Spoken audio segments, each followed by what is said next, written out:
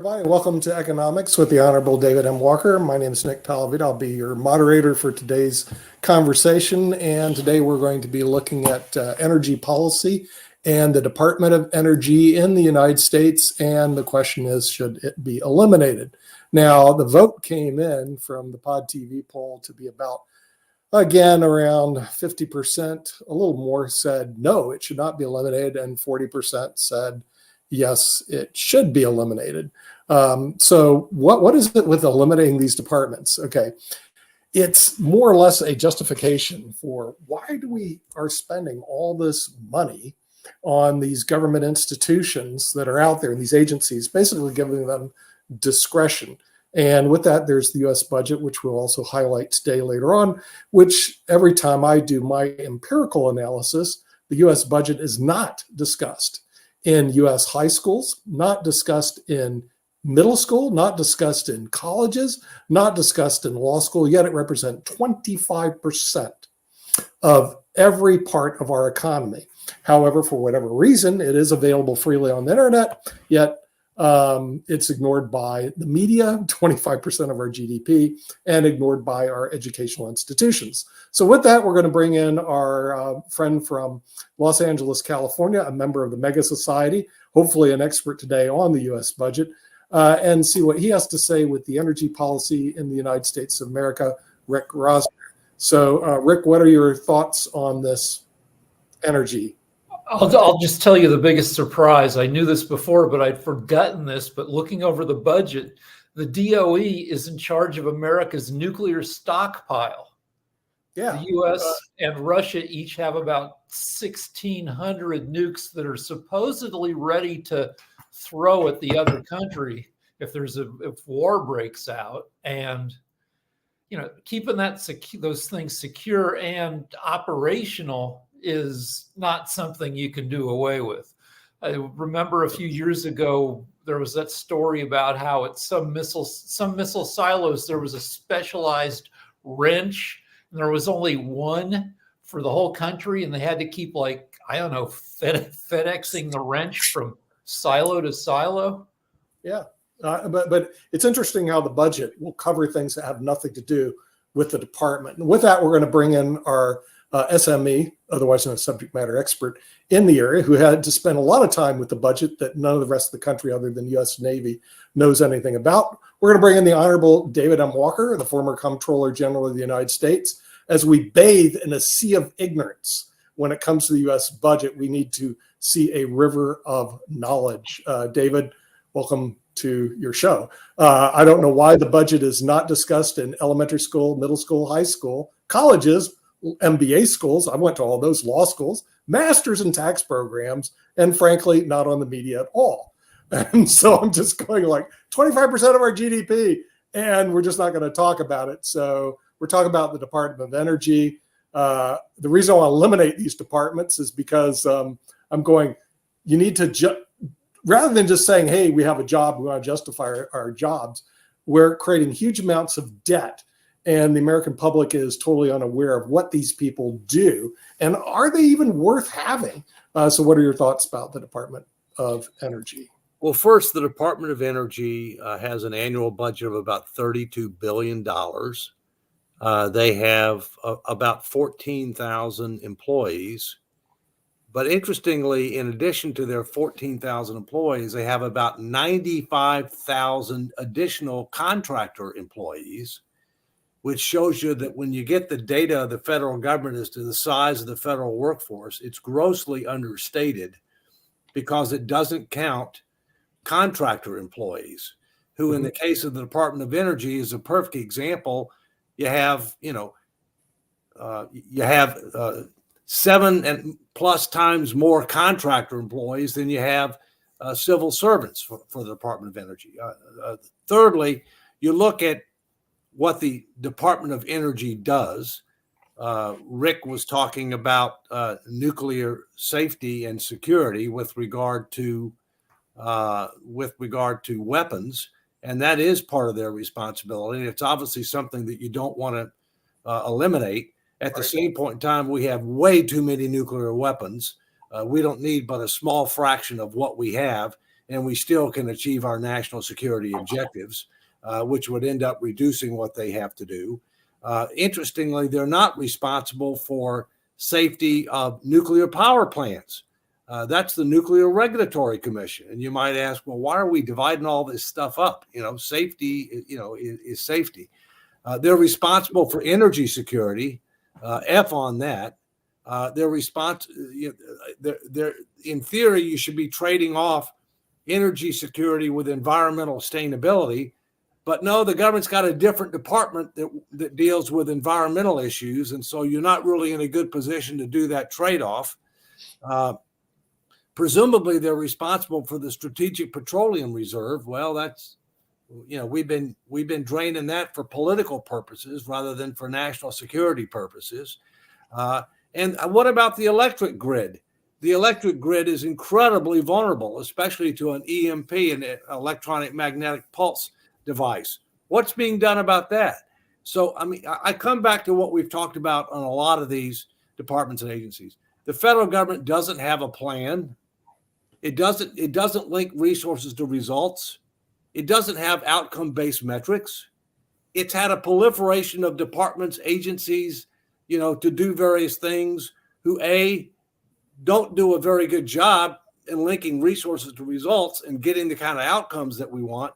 But secondly, they proliferated so much that everybody's doing their own thing that we can't really benefit from the economies of scale. We're not in a position to be able to do the right kind of trade-offs with regard to security versus sustainability, with regard to effectiveness. And so this is just another example of the need for, a comprehensive government transformation that it's going to have to take place.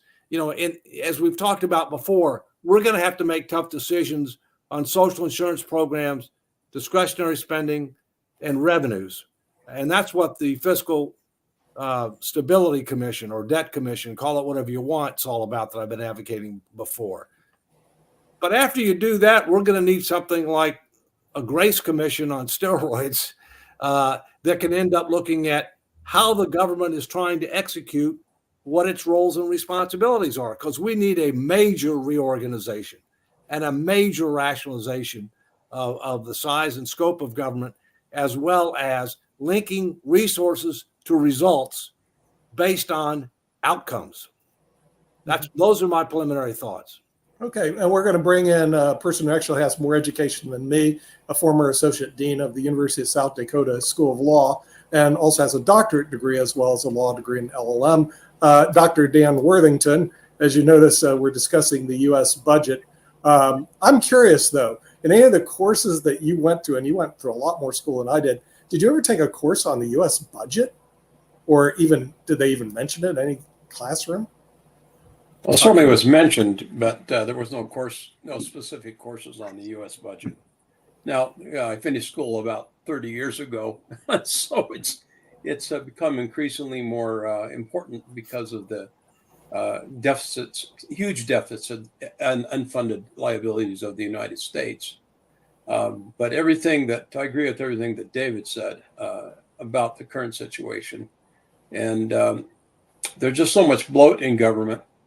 And a lot of that's because of the corruption and the inside types of deals that the government does. Government needs to be cleaned up everywhere, from all the administrative functions of government all the way through Congress and the executive, because there's just way too much waste. They used to call it fraud, waste, and abuse in my day. Now it's just everyday spending. I guess. Yeah, they still call it fraud, waste, and abuse, and people have they think there's a panacea that if we eliminate all fraud, waste, and abuse, we can balance the budget, which is ridiculous. It'll never be zero, but we should have zero tolerance for it. Problem is, government's grown too big, promised too much, subsidized too many, lost control of the budget, and again, we're going to have to get the policies right. But then after we get the policies right, we're going to have to do a fundamental government restructuring and realignment because we're way out of shape. I know Rick's got his hand up. Yeah, Rick. So you talk about all the huge changes that need to be made, and huge changes will be made whether we make them or not. The choice is between us getting ahead of what technology and other factors are going to do to us, so we have some measure of control, or just letting government continue to be dysfunctional and just having all these changes come at us, crisis after crisis, and turning more and more power over to tech entities augmented with AI. Your book talks about, will America be a superpower in 2040? 2040 is only 16 years away now. And all these issues and solutions, they have a big dose of science fiction in them. It's unavoidable. Exactly. Well, the issue is we will ultimately have to make major changes. The question is, are we going to do it preemptively, prudently, in order to avoid a crisis? Or are we going to wait until a crisis occurs and then we have to do it reactively? You know, understand the government is a monopoly. It doesn't face competition. It is risk averse. It is a lag indicator. And that is by itself, a prescription for inefficiency, ineffectiveness, lack of economy, lack of innovation, if you will. One thing you mentioned, Rick, is we know we've got a lot going on in AI right now. There's a lot of things that the government is doing that could be automated. I mean, there's absolutely no question about that. That's going to face a lot of pushback from the public sector unions, but it's inevitable that it's going to happen. It's a matter of when and how. And the government is broken right now. This Congress is the least effective Congress in history. They've enacted 22 pieces of legislation. A functioning Congress enacts 100 to 300 pieces of legislation every year. And it's just not happening. Well, part of the problem is when you look at the data, Rick, we have to be careful because we do have a divided Congress right now. And, sometimes things get passed out of one branch and the other branch won't even take it up. And so it's important that when we're looking at the stats, that we look at them individually and collectively. In other words, one house can be much more effective than the other. But in the aggregate, we don't get anything done unless they end up passing both houses to get a presidential signature or override a presidential veto. But we're so polarized that they can't agree on just about anything. Well, they can't agree within their individual houses. I mean, you've got a problem within the House of Representatives. You've got a problem within the Senate. Of course, in the Senate, you've got 60 people have to support something in order to get a cloture vote and go to a vote. Unless it's on budget reconciliation and, in which it's a simple majority. And by the way, a lot of the things that we talk about, especially when you're talking about fiscal matters, tax and spending, all those things can go on budget reconciliation. So they can't be filibustered. If they have, if they have the vision, the leadership and commitment, they can put a lot of the things that we talk about on budget reconciliation and avoid a filibuster. Right. Hey, Dave, really quickly and everything, your military background and all the stuff that you've done in that space. I had read an interesting article which talked about Homeland Security and some of the things that could be impacted by the government shutdown. And one of those programs apparently is responsible for detecting nuclear, biological, and chemical weapons. But the other one actually deals with drones. And I know y'all were talking about AI and everything. And there are a lot of drones that are flying illegally in the United States. And apparently one of those departments that might not be as effective or have the money to deal with that should these budget cuts not take place and should that happen. So as one that's in the military complex and has been in the military complex for a number of years, I was just wondering your thoughts on that, because I can tell you there are a lot of people that fly drones, whether it's flying them in events, whether it's flying them in a number of places. But yeah, drone flights are very popular these days, and it seems like everybody and their mother's got a drone, but apparently we won't be able to tighten the security around those drones should this department be cut out. Well, first, for the record, I haven't served in uniform. I have served over 20 years in the public sector, including as Comptroller General of the United States, including as professor at the Naval Academy and on the Defense Business Board, which I'm still on.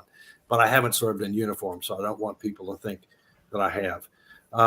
Although I'd hope to do it for my career, because that appointments to both the Naval and Military and Air Force academies couldn't go because of my left ear.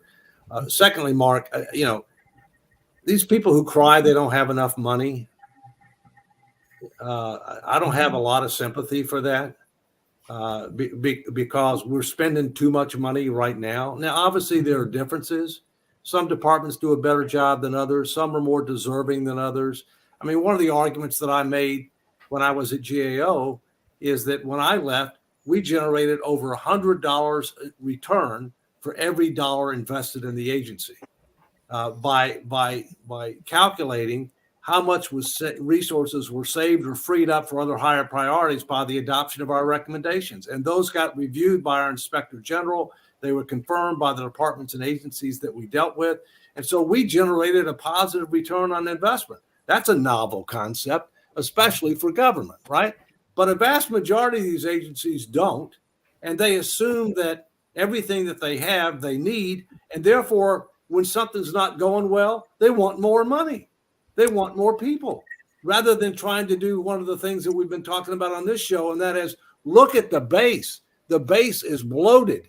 The base is ineffective, and therefore you need to fundamentally realign and re-engineer the base of government, and that's going to take a special effort, but it's going to have to be done.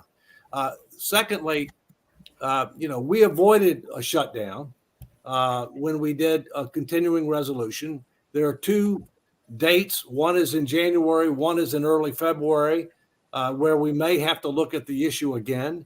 My personal view is they're not going to shut down the government. It's very disruptive. It further undercuts public confidence in the Congress and in government.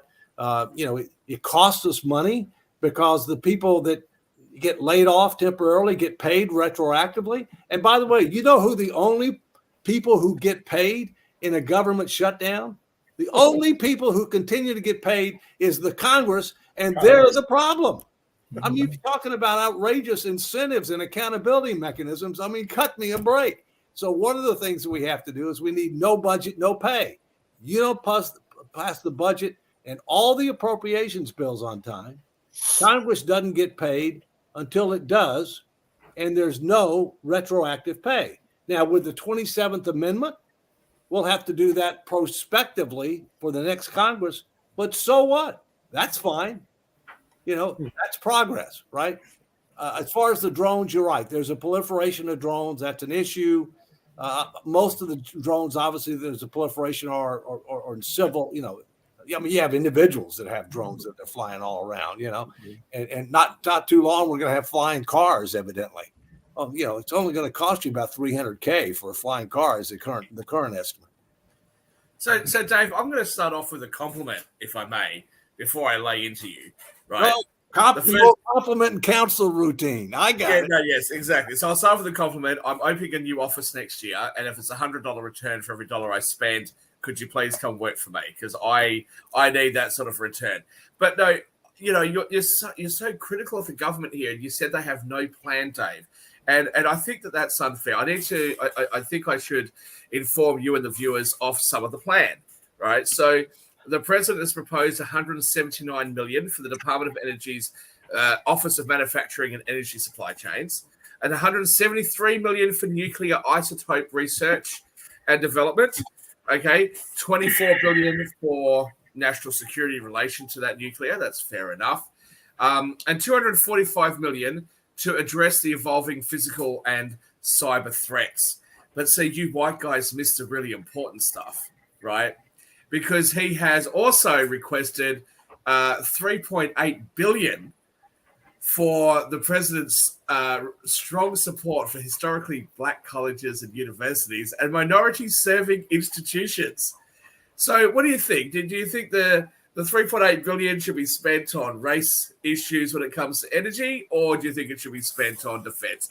I think you've got it wrong, Dave. You're so critical of the government. You've missed it. Let me be clear, Shaquille. The government every year has a quote-unquote budget, okay? But the budget is all about money and people. It's not about outcomes. All right. And this is how much I want. This is what I want to use it for, but not what kind of results are we trying to achieve? How do we measure success? And by the way, the budget for the federal government's not really a budget, because when you look at what is controlled, the $1.5 trillion in tax expenditures aren't controlled. And of the direct spending, over 70% of the direct spending, we've written a blank check. It's called mandatory spending. So every year, they're actually only looking at less than 30% of direct spending. And when you combine direct spending with indirect spending, which is tax expenditures, the government controls less than 10% of annual expenditures. And that's called a budget. But my bigger point is they're not linking it to what are we trying to achieve and how do we measure success? What's working? What's not working? What should we kill? What should we cut? What should we increase? What should we start? You know, that's the kind of approach that we need to take, especially given how far out of whack. But I appreciate your points. My point there, really, while I was being facetious, but my point I there know really you are. I know that the politicians would seek to distract us on cultural issues rather than addressing the really important issues that actually matter. And a lot of the time, it's because if you try to sit down with the everyday person and discuss some of the issues that we've brought up here, they're not going to understand it. They can understand other things.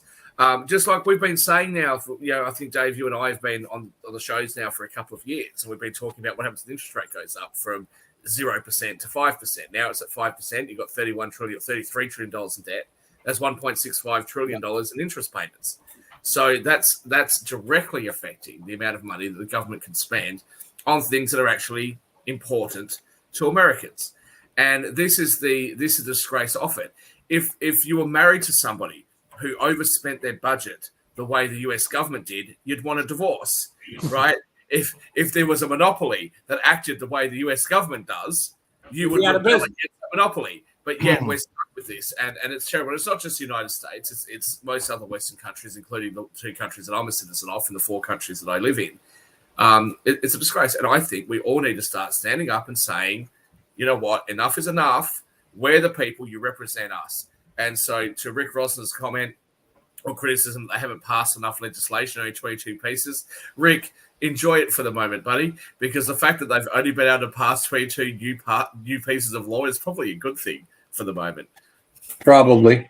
Shaquille, just to be clear and everything, I want to point out something that I just feel I have to point out and everything, which is that while a lot of the HBCUs started off as A&M kind of schools, meaning agricultural and manufacturing, I think that even Dave will agree that a lot of those schools have actually moved into the technology field, and a lot of them are doing some great work in the field of technology and in the field of those fields that they are saying that we want to do research in. Howard has done some, Florida A&M has done a number of others as well. So the money going to those schools, I don't think is necessarily wrong if those schools are advancing a lot of that development. I don't want to open up this can of worms. My point that I'm trying to make here is that if you want to do things for HSBUs and you want to deal with cultural issues and race relations, you can do that. Don't put it in the energy budget.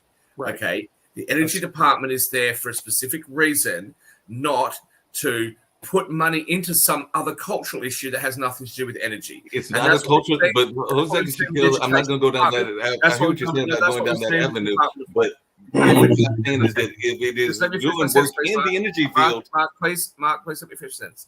That's what we have seen with the Department of Education. That's what we've seen with the Department of Labor. That's what we've seen with all the departments that have been criticized on this show in the previous handful of weeks. Okay, it is the mismanagement of funds and the misallocation of funds into things for political reasons rather than those funds being spent on things that are actually important that those departments are supposed to be about. So as I'm not going to concede the point, but even if I did, that HSBUs have an important role to play, that has nothing actually to do with the energy department.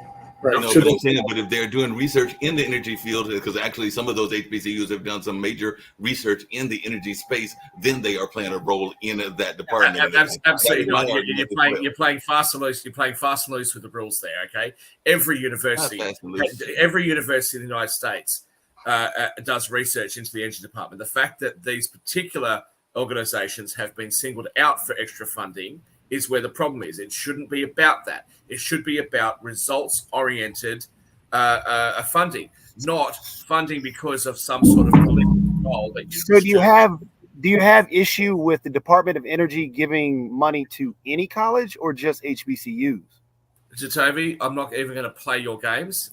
Neither. It's not a game. You brought up the Neither of the HBCUs. two questions. Neither of the two questions that you asked. And said that Neither of shouldn't the two be. questions you It's a asked were simple implied question. by my.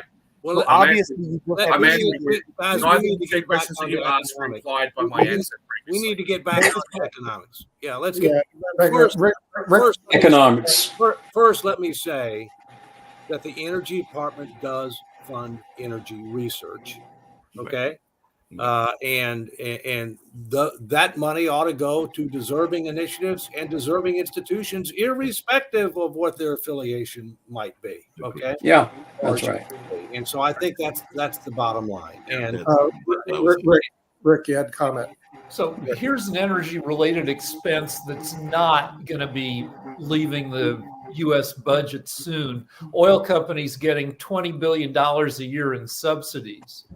And even if you did cut the subsidies, and I don't see how you could because nobody has the will to do it, the oil companies would pass on those costs to the consumer. that's right. That's thing one. Thing two is maybe the DOE should spend a few $1,000,000 on a PR campaign to get people less afraid of nuclear reactors. France gets something like 80% of its electricity from nuclear reactors. And when you look at the history of them, they generally fail because people did a whole series of stupid stuff. Chernobyl failed not because of the machinery, but because people were really stupid with it. And modern nuclear reactors could be safe and could do a lot for renewable energy. Yeah, let me come back on that.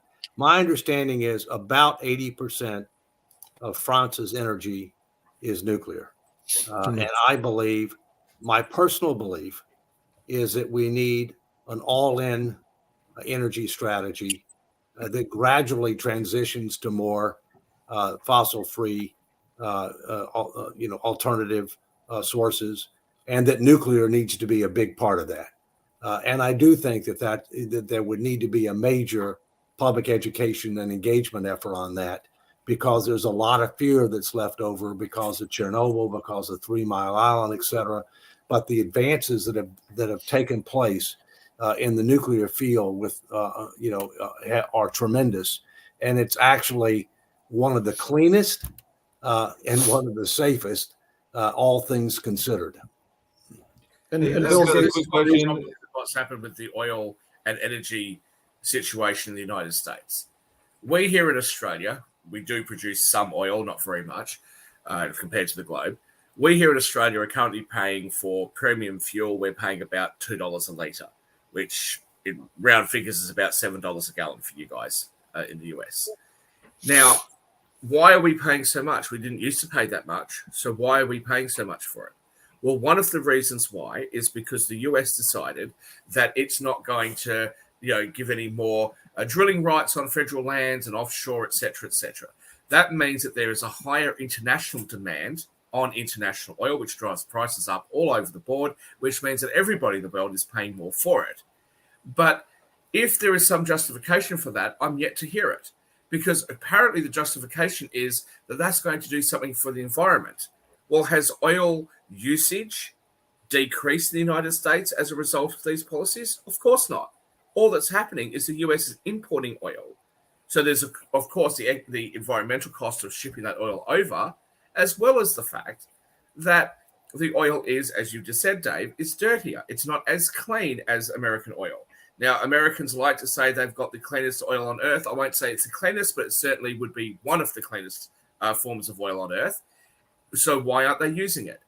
and then you go and sell your strategic reserve, some of which went to China. It's not just the United States that's affected, it's the rest of the Western world and your allies and the rest of the world in general that are affected by bad policy from the leadership of the free world.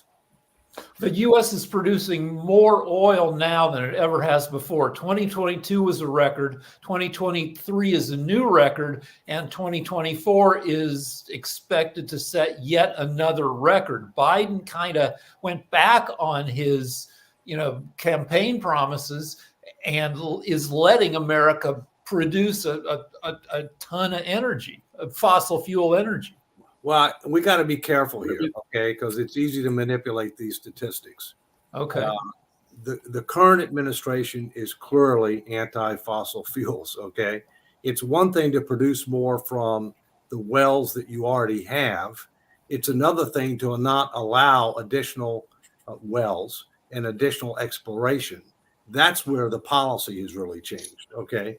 The bottom line is that we were energy independent in 2021. We are no longer energy independent. Yes, we may be producing more oil, but demand for oil around the world has increased, including in the United States. And it is a global market. There's no question about it.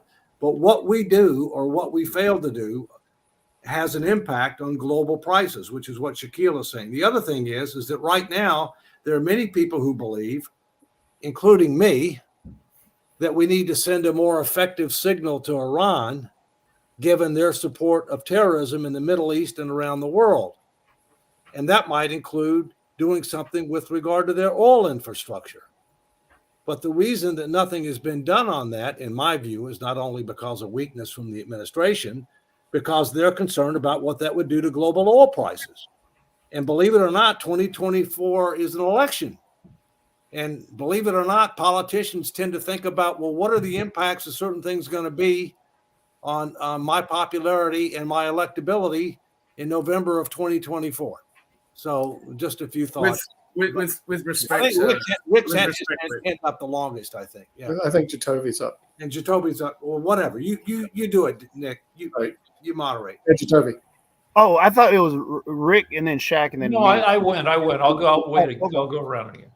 Okay, I was just going to ask because, I don't know, because Dave, you had just brought up in terms of what we would do in sending a message to Iran and their oil reserves. I don't know what that exactly would mean and how we would go about doing that.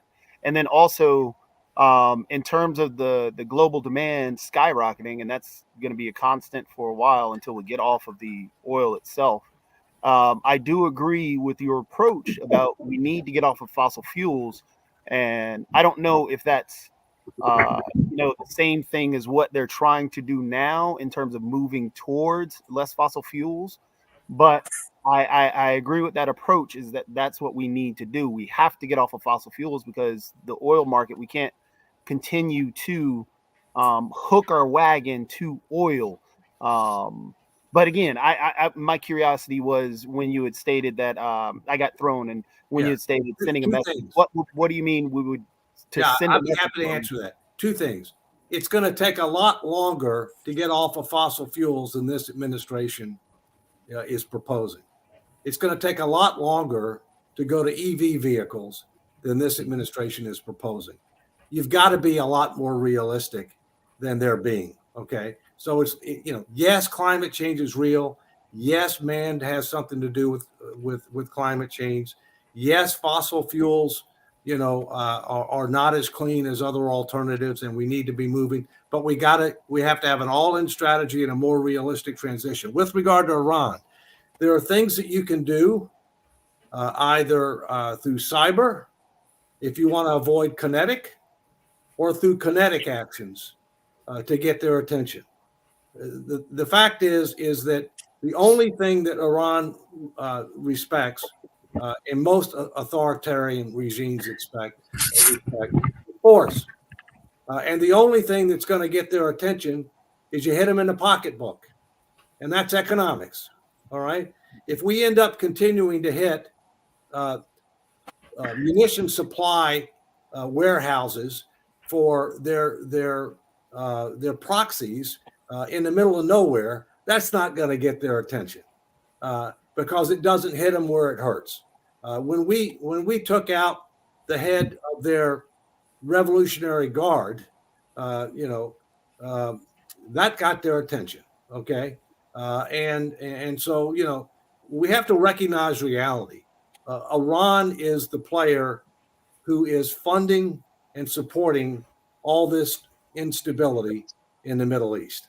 So I'd like to say a couple of things. One, with respect, Rick, yes, you're correct that the US is currently producing more oil than it has previously.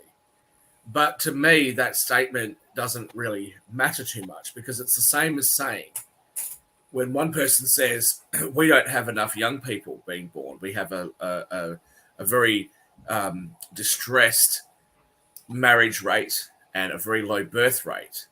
And if the counter to that is yes, but we actually have more children today alive than we ever have had before, that's not really a counter to it. Yes, we do, but the issue still exists. I just want to come to Ikea, one thing real quick on this. Putin's made a strong pitch just within the last 2 weeks that he wants women to have more kids because they have to feed them. He wants to. His target is 8. Oh God! I mean, no. And what do you think about that? But of course, he would. Look, I've just been in Africa, as you know, several times this year. And they have big families and they're very family-oriented people, and they generally are quite conservative in their viewpoints. We are falling behind, but that's a different debate. I just want to come back to you though, Dave, and I'm not actually being facetious now, having a crack at you. I just want to bring up something that you and I discussed on a previous show that I've discussed on many other shows, which is the idea of nation building and the idea of us intervening in other countries. Now, we've already got sanctions on Iran. A friend of mine showed me some pictures of Iran back in the 60s and 70s. It looks gorgeous. Looks like the kind of place you'd want to go for a holiday. It looks absolutely brilliant. Okay, the girls in the 70s and things like that. But what you're talking about now is taking more action against Iran, but yet you're not too keen on the US government and its allies spending money on military action and that sort of thing. Sanctions clearly haven't worked, and that's why I will come back to. I believe that there has to be a line in the sand. And there has to be a point where we are prepared to spend our money and risk our lives to fight for what we believe in. And I will stand by what I have said on many, many shows the last few years. Unfortunately, freedom and peace is not bought with diplomacy. Freedom and peace is bought with blood and violence.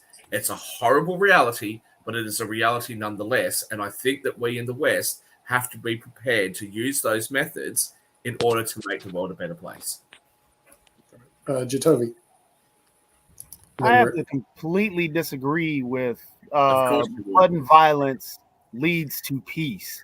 Blood and violence lets everybody know that doesn't work. It only leads to more people wanting to create vengeful acts against the individual that just attacked them. So it's the old saying, hatred begets more hatred, war begets more war, death begets more death. It all leads up. So diplomacy is huge, and diplomacy should always be at the forefront. And Dave, when you talked, and that's why I wanted to ask you about what you meant with in response to Iran, because I do agree that there needs to be a response there, but I don't think blood and violence does anything based on our history alone. For example, when we went after Al-Qaeda, next person that popped up was ISIS. ISIS had the same actual ideology as Al-Qaeda. And then you had all these other you can look at local gangs, for example.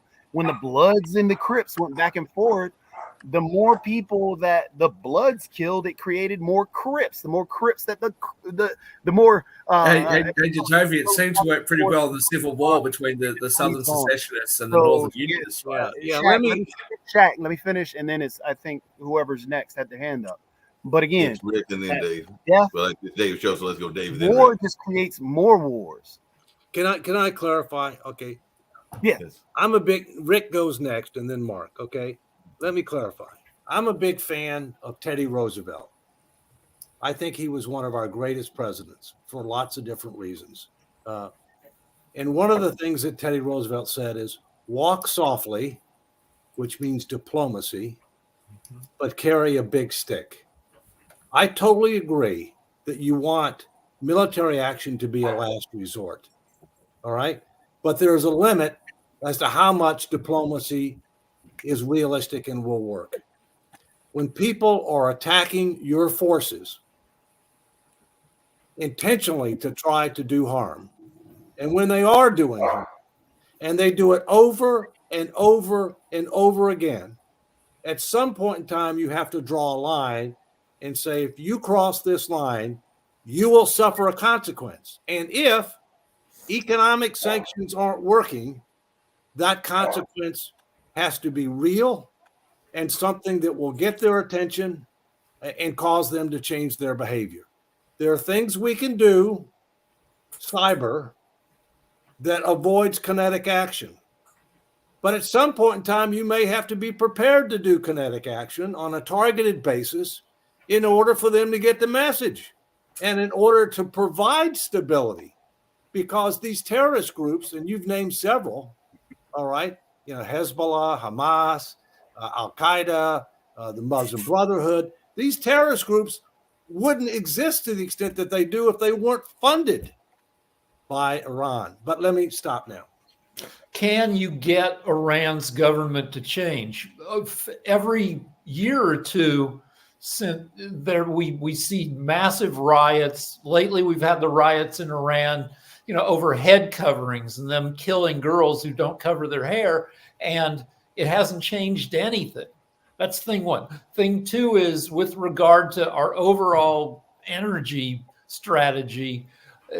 Our behavior isn't going to change. We're going to keep burning tons of oil. Climate change is going to happen, and the solutions are going to be science fictional in the 2040s and 2050s, where it's going to be because AI and everything else has transformed the world, and lifespans have increased to the point where people wait until they're 50 years old to have kids or don't have kids at all because they're living to 120, and the whole world will change and get weird. But all this semi-weird and horrible stuff will happen before that. Well, it's already weird. Let's be clear. Money is fungible, okay?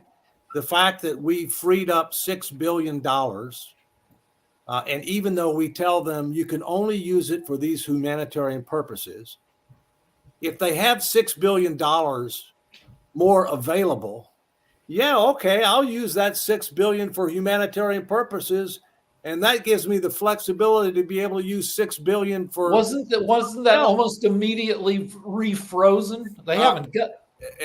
There's conflicting information on that, but let's get to the point we're talking about now. The second point is, if you have less money, you're not going to be able to do as much. All right. And so if they don't make as much money on energy for a variety of reasons, they're not going to be able to do as much. In fact, when there are under sanctions now, but they're being evaded. I mean, China is buying a lot of their oil. There's a lot of things that are going on. And in fact, there's evidence that back when the sanctions were being more effective, they weren't able to fund Hamas and Hezbollah and others as much. They were telling them, we can't give you as much money because of that. So who's next? Mark, I think, and then Shaquille. Yeah, I'm next, and then Shaquille. Dave, one of the questions I was curious about, and we actually mentioned it on the World Edition earlier today, is how much of the energy conversation is also that in our backyard? Because apparently Venezuela, which is a dictatorship, a lot of people consider it to be that and everything, is looking at the possibility of going into Guyana, which is definitely an oil-rich nation and everything. So I just wondering, how much should we be concerned about that, and how much should we be using that as part of our policy as well? Because there is oil even in our own backyard, whether that's Guyana or whether that's Alaska. Well, first, Venezuela is a good example. Yes. Venezuela has the most proven oil reserves of any country on earth, even more than Saudi Arabia. They are totally incompetent, and corruption is rampant. Okay, so Venezuela is the poster child of government ineptness, and a lot of the people that are crossing the southern border are doing it because they're leaving that country. Okay, the problem is there's a lot of people that are coming from countries like Venezuela, Nicaragua, Cuba, that are authoritarian, socialist / communist countries. Okay, and they don't like some of the trends that they're seeing in the United States. Because some of the things that are going on in this country, government getting bigger, taking more control, reducing your privacy, it's and your freedom. But the bottom line is, look, we've got plenty of energy sources, either ourselves and or among our allies. But the last thing that we have to keep in mind is whether you're trying to provide energy security or whether you're trying to provide environmental sustainability, you just can't look at country by country. You got to look at the globe. We're never going to end up achieving our environmental objectives if China and India and Africa don't play. We're never going to get there, okay? And we're not going to be able to get where we want to get with regard to, energy policy unless we look at it on a global basis. Because Dave, just as a quick follow-up, should we defend Guyana, which is definitely an ally of ours, if Venezuela is saying, because they just voted on Sunday, that they are wanting to invade part of that territory, not the entirety of Guyana, but definitely the oil-rich part of Guyana? And like you said, Venezuela already got. I guess, my point is that's in our hemisphere. One would think that we would have more of an interest in what's going on in our hemisphere. But I guess one of the questions that I would ask, because this is new to me, why the hell they got to invade Guyana? They've got the largest oil reserves in the world. And why does America have to import oil? Yeah, right. I mean, we shouldn't have to import oil. Okay, we shouldn't have to invade Guyana. So the three countries that you named earlier, like Argentina and the three countries you named earlier, they should be the wealthiest countries or amongst the wealthiest countries, certainly per capita, in existence. But yet, bad management. I find that absolutely astonishing. I do want to address something, though, that both you said, Dave, and that Rick said, well, loosely said, in relation to us achieving our international environmental goals and climate change goals. Thank goodness China and India and Africa aren't following it.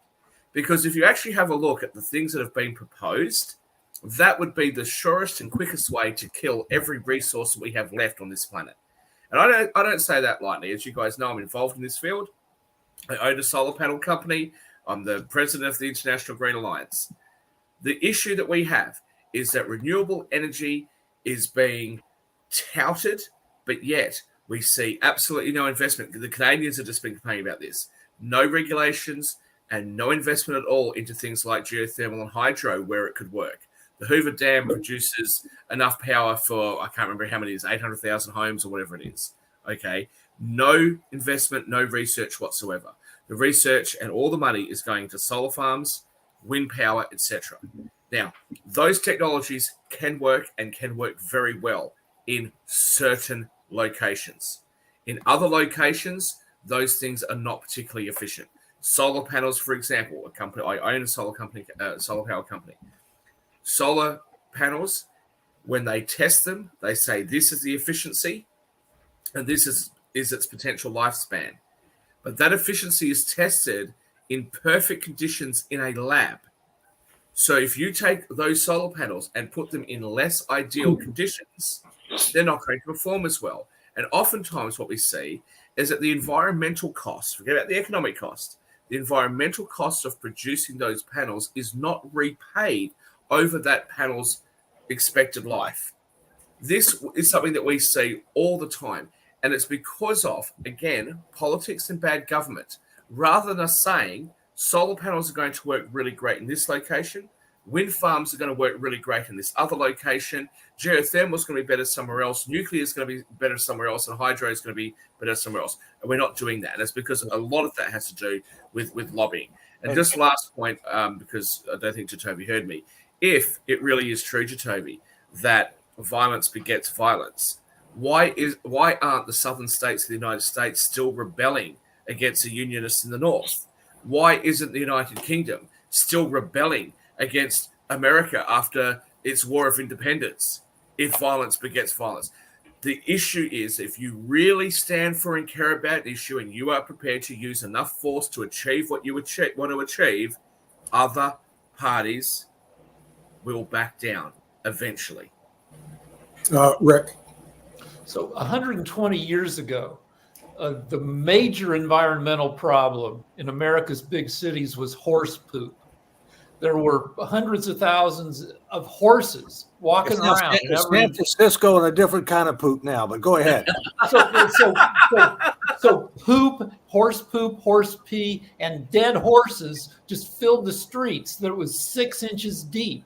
And they tried all these different solutions, couldn't get ahead of it. And the only thing that made it not a problem was the technology changed and the horses went away, replaced by cars. We're not going to change our behavior. We're going to keep burning fuel, whatever fuel is easiest and cheapest.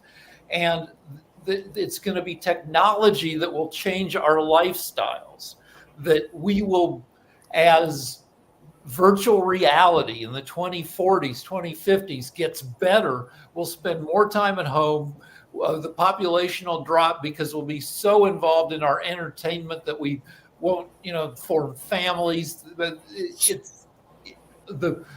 sadly, the solutions to these problems are not going to be behavioral. They're going to be science fictional when new technology kicks out the old dirty technology.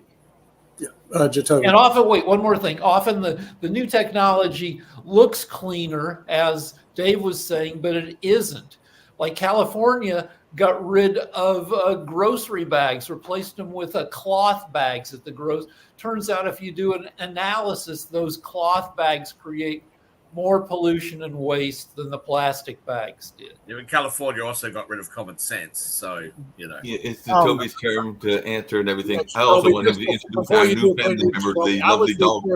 I was referring to the poop map in San Francisco that was unveiled last week. Go ahead, Jacoby.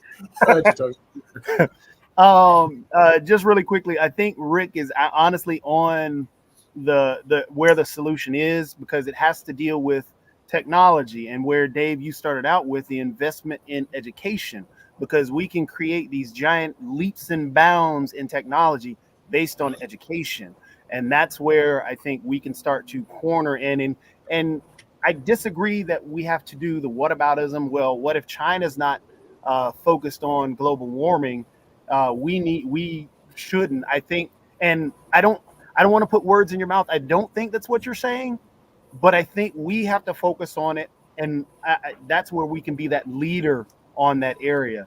To retort what just Shaq said, Shaq, there are still signs outside in North Carolina that talk about the South will rise again. So again, all these wars, all this hatred still begets hatred. It doesn't disappear, especially when you're going after an ideology.